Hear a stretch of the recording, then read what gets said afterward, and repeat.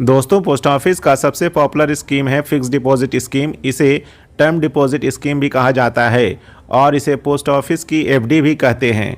आप post office fix deposit scheme में 1 साल, 2 साल, 3 साल या 5 साल तक के लिए अपने पैसे को फिक्स डिपॉजिट करवा सकते हैं। अगर आप इस पोस्ट ऑफिस की स्कीम में पैसे को फिक्स डिपॉजिट कराते हैं तो 1 साल की फिक्स डिपॉजिट पर आपको 6.9% का ब्याज दर मिलता है। अगर आप 2 साल के लिए अपने पैसे को फिक्स डिपॉजिट करवाएंगे तो आपको 7% का ब्याज दर मिलेगा।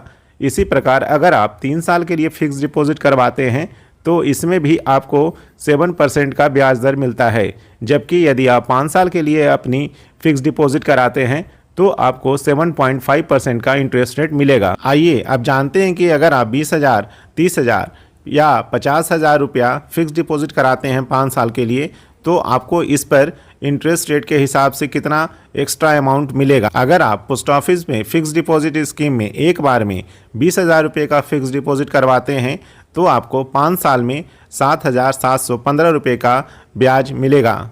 अगर आप 30,000 रुपये निवेश करते हैं तो आपको 5 साल में कुल राशि 11,570 रुपये ब्याज के रूप में मिलेगा।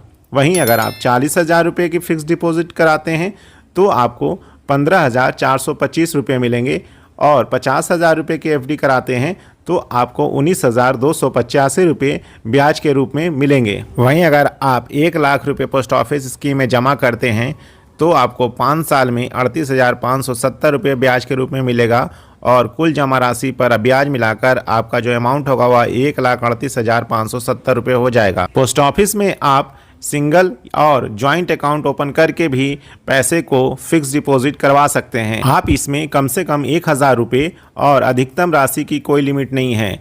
आप अमीर या गरीब हैं कोई फ़र्क नहीं पड़ता, आपके पास जितना पैसा है उतने पैसे का फिक्स डिपॉजिट करवा सकते हैं। इसके अलावा इसमें आप 1 साल, 2 साल, 3 साल या 5 साल की अवधि तक फिक्स डिपॉजिट करवा सकते हैं।